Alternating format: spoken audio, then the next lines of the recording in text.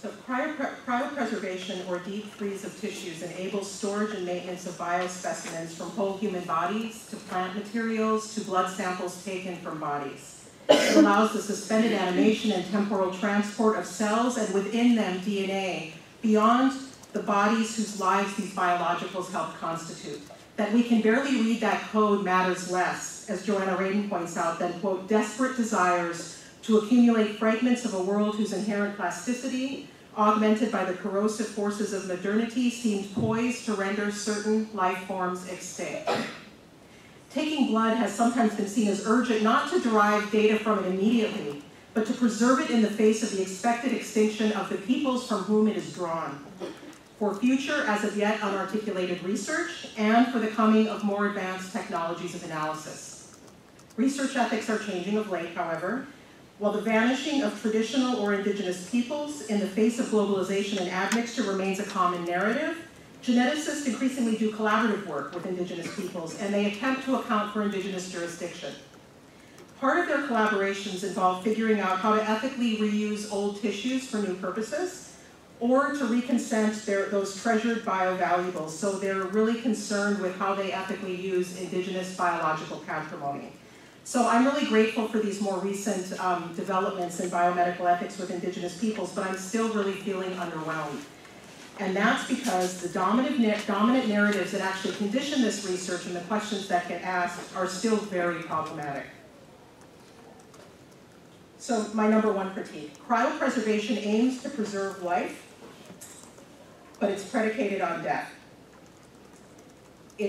Cryopreservation aims to extend, study, and preserve life, but it's a notion of life focused on largely indecipherable patterns and instructions that comprise DNA scaffolding. It is a materialist conception of life that I don't disagree with. There's bibliographic beauty in it. But cryopreservation also recalls the poverty of the genetic articulation of indigeneity that becomes ever more salient in our world of genomics as nation building. Cryopreservation, like genetic indigeneity, emerges not only, I'm going to use this microphone so I can move around.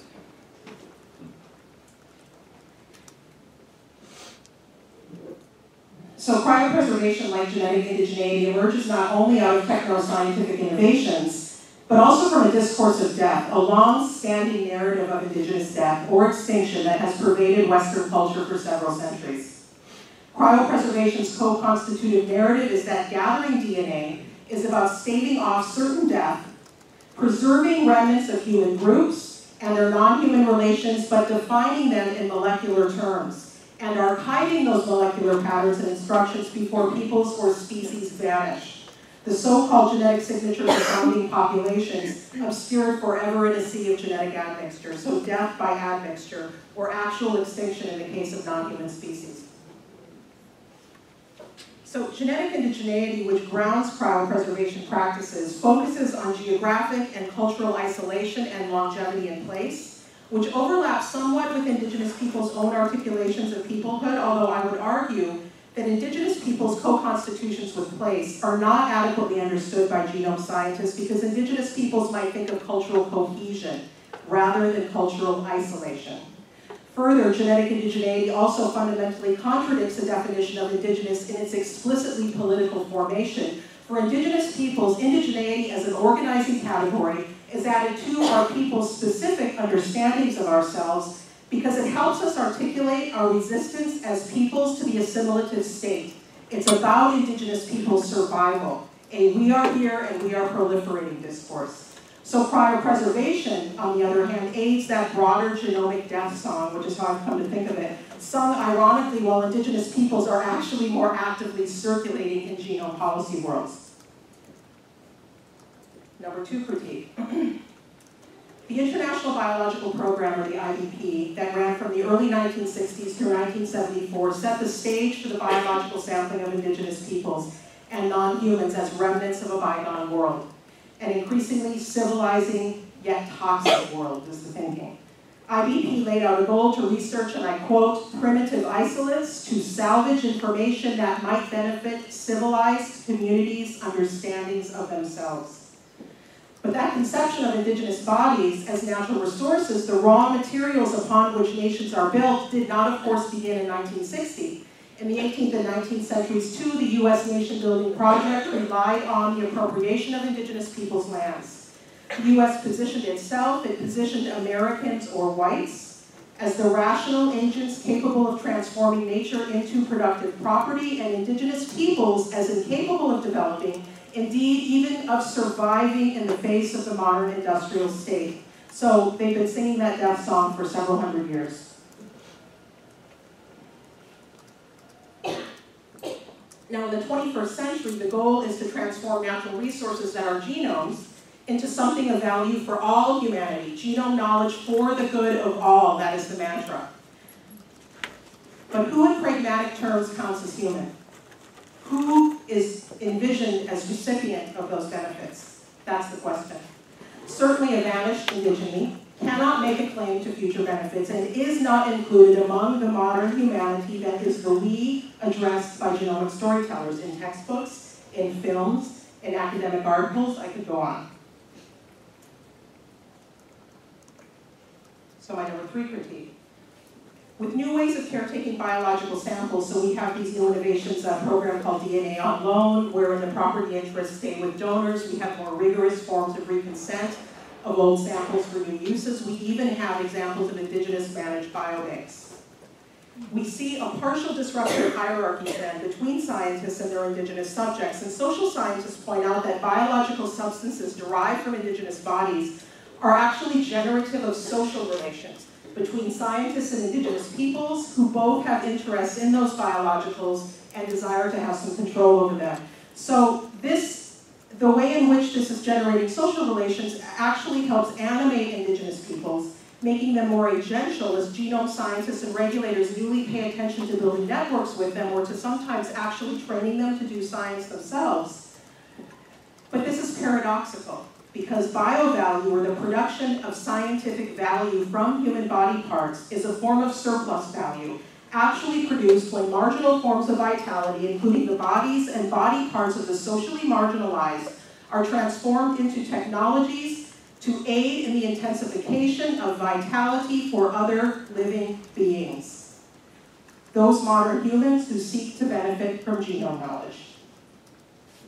So in summary, indigenous bodies are both deanimated in the hierarchies of civilizing scientific knowledge production, and yet they're reanimated as living indigenous people become scientists literally, or in name as co-authors within new, more collaborative ethical regimes. So when we hear about genomics ending racism, or we hear about the multicultural liberal promise of genomics, we need to keep in mind that we've got these newer, more multicultural liberatory narratives being mixed up with long-standing, more hierarchical race narratives, all in one big pot of soup. Okay. So I'm going to move on a little bit from turn on to an intersecting path and link topics of biopolitics and biocolonialism, which have been my work for about the last 12 years, with other academic conversations that I think need to be similarly approached from indigenous standpoints. So in moving from studying the kinds of life and death that inhere in material semiotic DNA and in blood samples frozen out of time and place, to new ethnographic work on the Pipestone quarries in Minnesota, I'll talk about that a little bit later, I'm moving into adjacent conceptual territory. And this is all related, I'll show you how.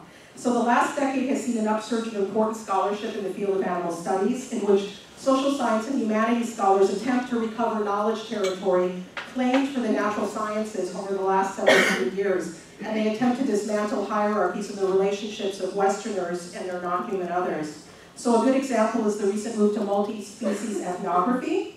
So scholars apply anthropological approaches to studying the social relations between humans and non-humans, whereas anthropology usually studies social relations only among humans. Co-editors Kirksey and Helmreich wrote in a recent introduction to a 2010 special issue of Cultural Anthropology that new anthropological accounts are starting to appear in which non-humans, and those articles talked about plants, fungi, microbes, and non-human animals. Those non-humans had previously been relegated to the status of bare life, or that which is killable. So multi-species ethnography is now showing how those non-humans are actually appearing in the realm of bios, and they're being viewed as having legibly political and cultural lives. So the other thing to know, if you're not familiar with this literature, is multi-species ethnography is attempting to show how non-human organisms' livelihoods shape and are shaped by political, economic, and cultural forces. So it's innovative work within the academy, but again, it has starting points that can only partially encompass indigenous standpoints. So I'm looking for compatibilities between these two academic conversations and indigenous standpoints as the sort of underlying theme of this whole talk. I see compatibility, for example, in Dorian Sagan's work on interspecies communities and his critique of two linear narratives of evolution. So Sagan is a well-known science writer. For those of you that don't know him, his father was Carl Sagan and his mother was Lynn Margulis. Dorian is seeking to dismantle hierarchies in the relationships of Westerners, again, to their non-human others when he speaks of symbiogenesis and the importance of microbes in constituting humans. And he says, it's very poetic, "We are crisscrossed and cohabited by stranger beings, intimate visitors who affect our behavior, appreciate our warmth and are in no rush to leave. Like all visible life forms, we humans are composites." And he talks about the percentage of our bodies that are comprised by microbes, so we're like more bacteria than we are human. So this account, when I hear Dorian talk about symbiogenesis, it really tickles me because it seems to lean towards an ethos of we are all related, which sounds like a stereotype, and I'm actually going to talk about how Deloria talks about that. So I read in Sagan's account that we are all of us human and non-human, a networked set of social biological relations. He calls us interspecies communities. My body is itself an interspecies community, according to him. So this resonates with what Vine Deloria Jr. called an American Indian metaphysic. And for those of you that don't know him, he is probably the most prominent Native American thinker in the 20th century. By metaphysics, Deloria meant a set of first principles we must possess in order to make sense of the world in which we live. So his essay, American Indian Metaphysics, put forward perhaps the best description of this. And he said it's the American Indian metaphysics is the realization that the world and all its possible experiences constituted a social reality, a fabric of life in which everything had the possibility of intimate, knowing relationships, because ultimately everything was related. Now, Deloria's and Sagan's understandings of intimate human, non-human relationships are not in complete harmony. In the opening of his 2010 American Anthropological Association keynote, "The Human is More Than Human," Sagan turns his attention to something he calls life, a specific part of the universe. Therefore, Dorian Sagan indicated that there is something that is not life, and so he opened that keynote with, "Well, it is to this universe that I want to turn again, and to a specific part of it. I want to turn to life, and within that part, a fascinating subsystem, the one in which, of course, we are most interested. That is humanity ourselves." So for Sagan, life is limited to things that are more or less organismically defined. This tends to be true as well of social science and humanities folks engaging in animal studies, not just biophysical scientists.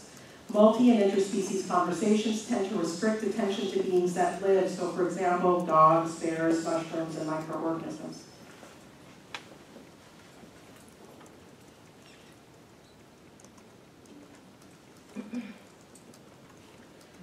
On the other hand, Deloria would have to stretch Sagan's notion of an interspecies community to include beings that are both material and immaterial.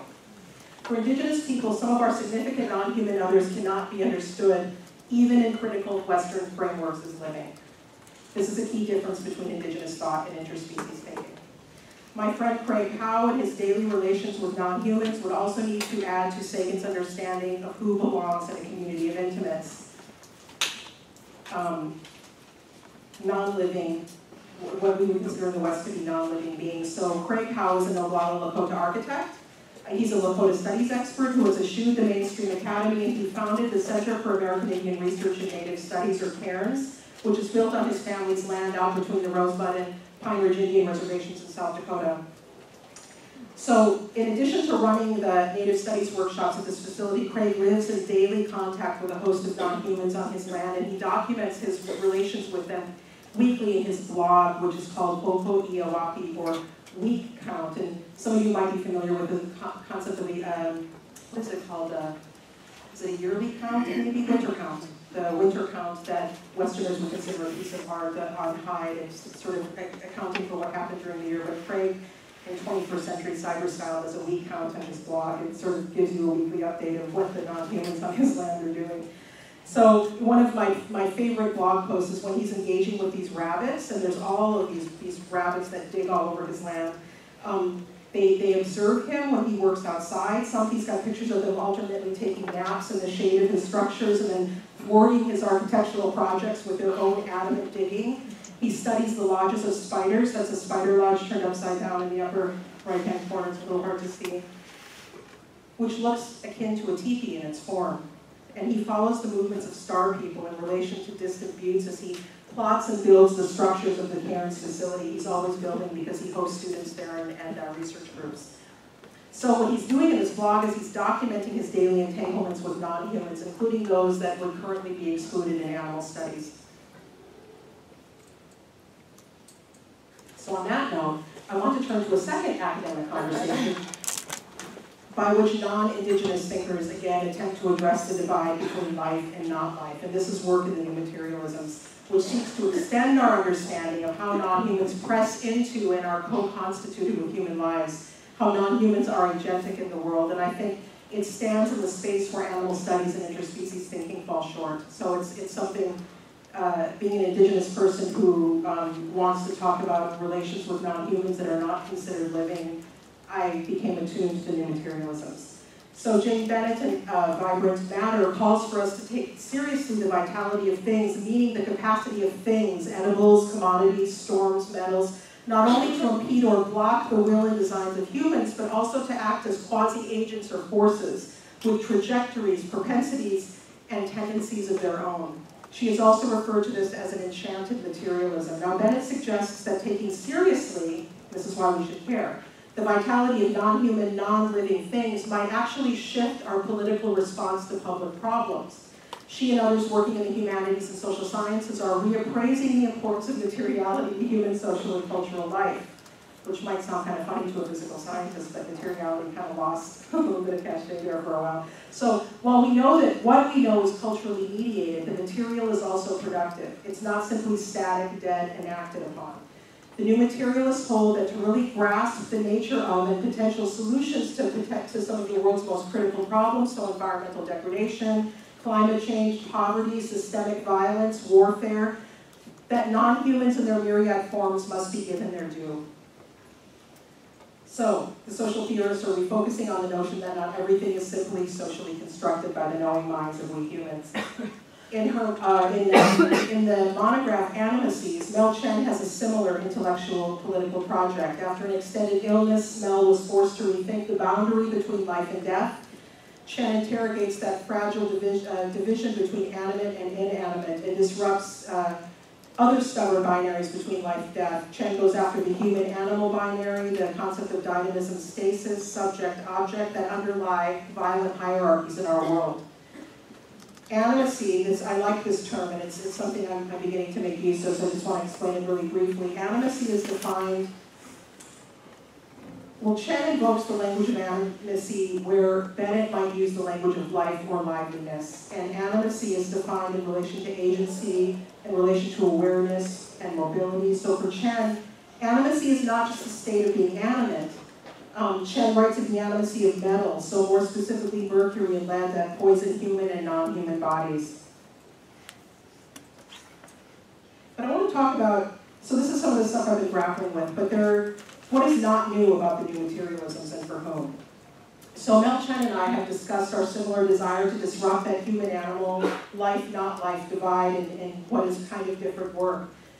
The thing about Mel Chen, though, is Mel is seeking a secular language to express the animacy of non-humans beyond dumb or lifeless materiality, and so does Bennett, who explains that material vibrancy is not a spiritual supplement or a life force added to the matter sent to house it. As an indigenous person, I, on the other hand, am comfortable in folding spirits or souls into descriptions of the beingness of non-humans. I am not looking for a secular language. So let me turn to Charles Eastman, who wrote in, his book was published in 1911, The Soul of the Indian, that the elements and majestic forces in nature, lightning, wind, water, and frost, were regarded with awe as spiritual powers, but always secondary and intermediate in character. We believe that the spirit pervades all creation, and that every creature possesses a soul in some degree, though not necessarily a soul conscious of itself. The tree, the waterfall, the grizzly bear, each is an embodied force, and as such an object of reverence. What Vine Deloria Jr. calls an American Indian metaphysic, I will call an indigenous metaphysic. Both Deloria and Eastman get classed as American Indian intellectuals, but they were in fact both Dakota. And so they wrote American Indian things out of a disproportionately Dakota cultural background. They and I are part of a broader cultural group called Osheti-Shakowin that also includes Lakota and Nakota peoples. You may have heard of us as Sioux. That's not, we don't use that term. So now, I am an ethnocentric Dakota, but that's not why I'm looking and citing all of these other Dakota thinkers. I draw heavily on them because their work actually constitutes some of the most prominent literature out there, at least in English, in the United States, that's useful for thinking about these entangled topics. And the broader lesson, I think, is clear, though, even though it's a bit Dakota-focused. Indigenous thinkers have an important contribution to make to these fields, to the new materialisms, to interspecies thinking, and that is, I think, to extend the range of non-human beings with whom we see ourselves in intimate relation.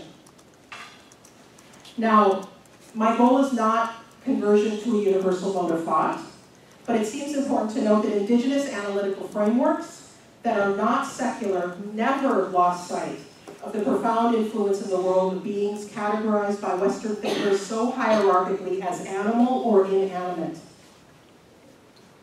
Now, of course, one can trace such secular thought back to Western religious thought in which some hierarchies prevailed. So it's not the turn towards the secular within science in and of itself that creates problems in Western thought for recognizing the symbiotic, intimate relations between humans and non-humans.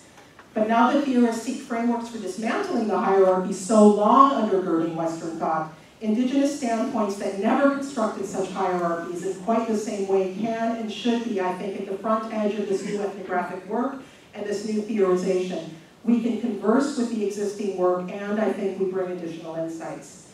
When Vine Deloria Jr. writes of the intimate knowing relatedness of all things, he includes another boundary crossing that is difficult, I think, for interspecies and new materialist thinkers, and that is the line between the material and the immaterial and indigenous peoples' social relations with spirit beings.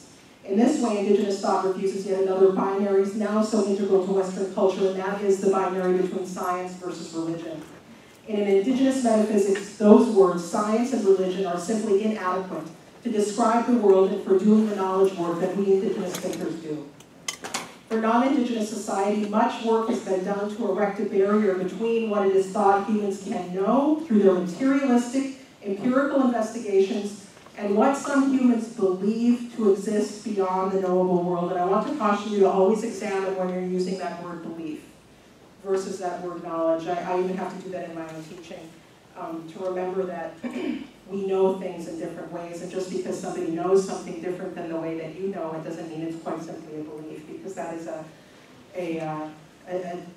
de-emphasizing or making lower in the hierarchy somebody else's form of knowledge. Deloria, like Eastman, writes on the importance of social relations, not only between animals, but also with energy, rocks, spirits, and stars in the constitution of American Indian knowledge about the world. I submit, again, that we must bring indigenous thought into these conversations, not simply to expand multiculturalism in the academy. This is but a step towards a more important goal, which is to construct disciplines that better serve our interests and the interests of many marginalized others.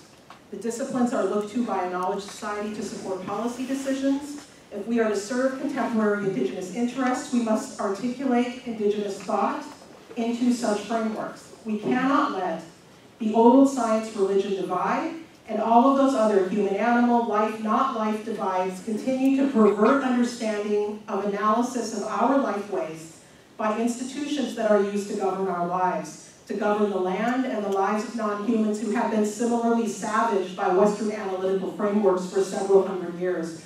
This is why the imperative to help change academic thought. So I'm not just talking about a browning up of the laboratory in the classroom, but an actual shift in thought that can help inform shifts in policy.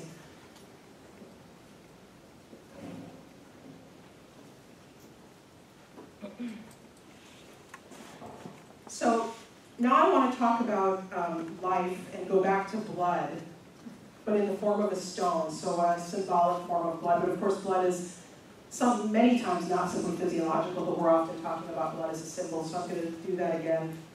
I'm going to turn from non-human organisms and from indigenous DNA to Pipestone. And this is the topic of my next ethnography. So starting with DNA and cryopreservation helps me tell the intellectual history of how I got to here where I'm thinking about Pipestone, to where I want to investigate the life that adheres in a particular stone and the social relations that proliferate as that stone emerges from earth, as it's carved into ceremonial pipes, as it's passed from hand to hand. You might have heard our pipes called peace pipes, but that's not quite the right way to call them.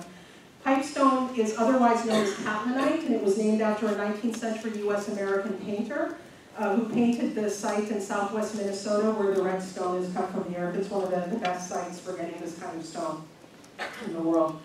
So there's a story that tells us about the blood in that stone that, along with our loving attention to its materiality, enables us to apprehend the vibrancy of that stone and its fundamental role in our peoplehood. And this is a site that is central to Dakota peoplehood. Unlike with indigenous DNA, I'm not talking, of course, about a cellular vibrancy, but we can call Pipestone vibrant because without it, our prayers would be grounded, human social relations would be impaired, and the everyday lives of quarriers and carvers would be depleted of the meaning that they derive from working with that stone. So we have a flood story in which a young woman is the only person to survive atop a hill, and the blood of all the dead people, once the waters recede, are pooled in one place. And that place where the blood of the peoples is pooled becomes the Chinoopa Oke, which means the blood of the people, or the red stone. Now, the rest of that story is this birdman flies to the sky, and of course it saves her and marries her. And the people all get, recreated, so it's not a very feminist story, but that's the rest of the story.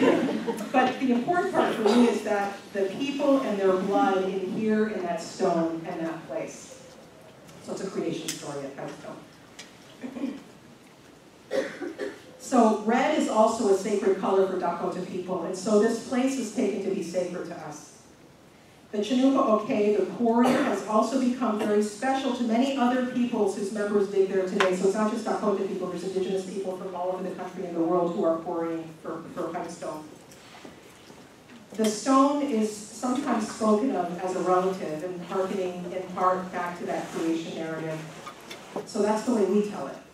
But the US Park Service, and they have pamphlets from the Pipestone, Minnesota quarry, represent pipes as artifacts, as craft objects, and they detail not only geology, but the history of white incursion into the area in the late 19th and early 20th centuries, and then the regulatory response of the US government. So these ways of understanding the stone in the landscape from which it is quarried, these material and regulatory histories are not unimportant.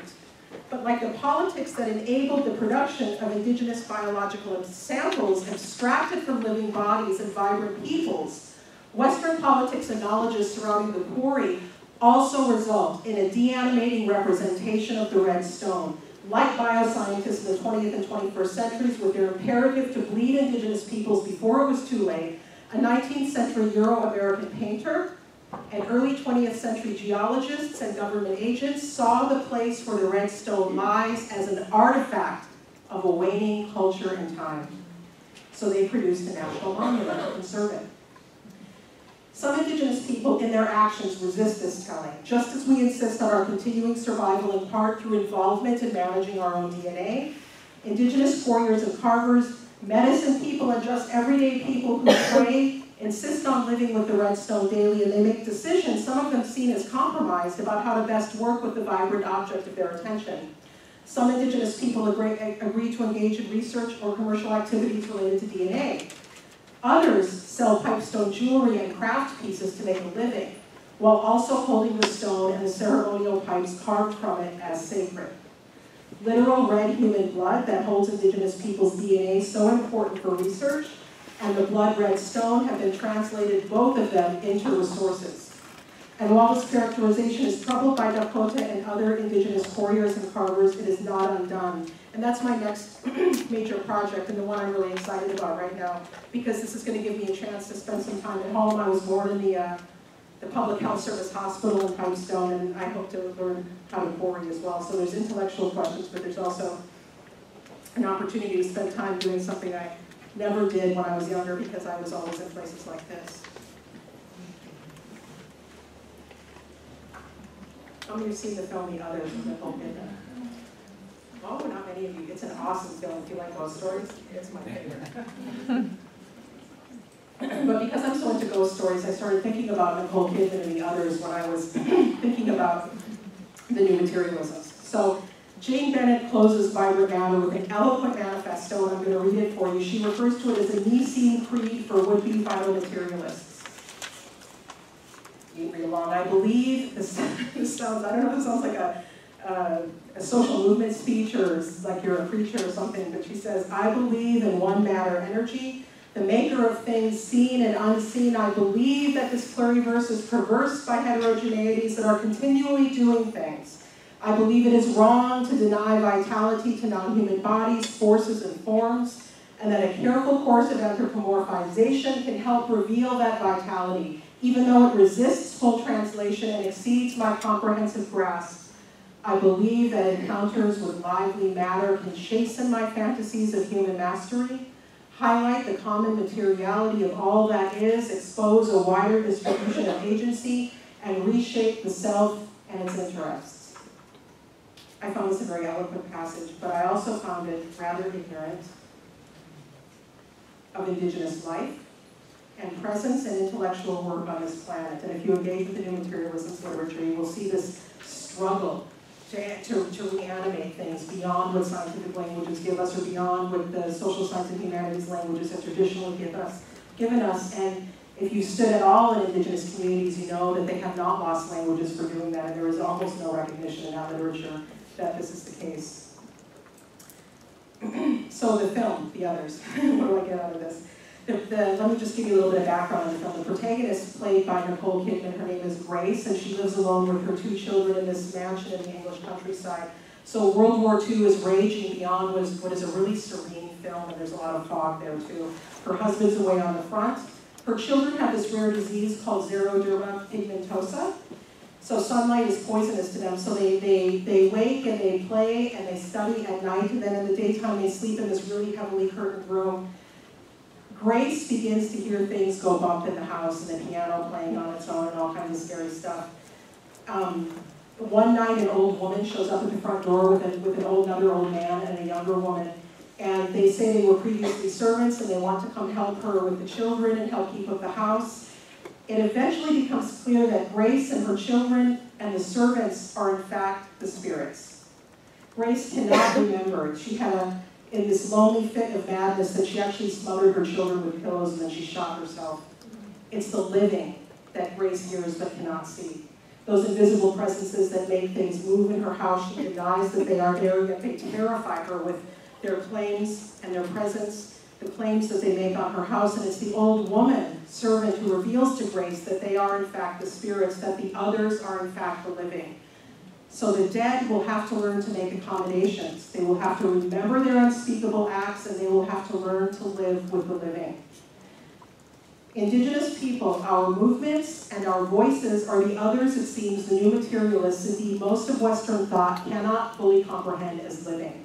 They may hear us like ghosts go bump. They are terrified of the claims we make on their house and the invisibility of our ontologies, the very few references to them in their writing, and reference to us by other theoretical traditions as simply beliefs or artifacts of awaiting time to be studied. This is a denial of our vibrancy.